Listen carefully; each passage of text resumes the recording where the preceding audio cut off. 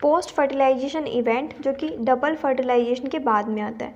उसमें endosperm develop होता है प्राइमरी एंडोस्पर्म न्यूक्लियस से, एम्ब्रियो डेवलप होता है जायगोट से, और सीड डेवलप होती है ओव्यूल से, फ्रूट का डेवलपमेंट होता है ओवरी से। हम इसमें फर्स्ट पढ़ेंगे एंडोस्पर्म डेवलपमेंट।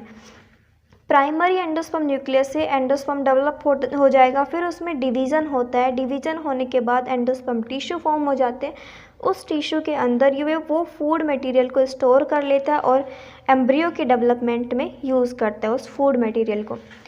अब आता है फर्स्ट टाइप का न्यूक्लियर एंडोस्पर्म। न्यूक्लियर एंडोस्पर्म में क्या होता है, जो ये सेल्स हैं, बहुत सारी सेल फॉर्म हो जाएगी और एक लेयर फॉर्म कर लेती है। फिर जो उसके बाद में जो और सेल फॉर्म होती है उनमें कोई डिवीज़न नहीं होता, और डिवीज़न नहीं होता फिर तो उसे हम फ्री न्यूक्लियर सेल बोलते हैं, जिसमें कोई वॉल की फॉर्मेशन नहीं होती। ये डाइकोट्स प्लांट्स में होता है, इसका एग्जांपल है कोकोनट्स।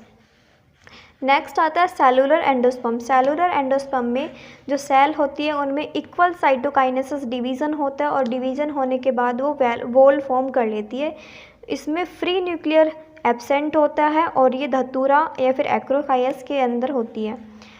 नेक्स्ट आता है helobial endosperm. Helobial endosperm nuclear endosperm और सेलुलर दोनों की तरह बिहेव करता है, क्योंकि इसके अंदर सेल डिवाइड तो हो जाती हैं, कुछ वो डिवाइड होती हैं बट अनइक्वल डिवाइड होती हैं, और जो डिवाइड नहीं होती है वो न्यूक्लियर की तरह बिहेव करती हैं।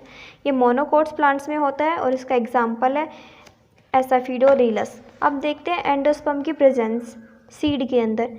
कुछ जो सीड होती हैं जिसमें एंडोस्पर्म कम्प्लीटली एब्जॉर्ब नहीं होता है, वो जैसे कि कोकोनट वाटर और कोकोनट मीट्स ऐसी फ्लैशी फूड होते हैं उसमें होती है, और जिसमें एंडोस्पर्म कम्प्लीटली एब्जॉर्ब कर लिया जाता है सीड से, वो सीड होती है पी और ऑस्ट्रिच।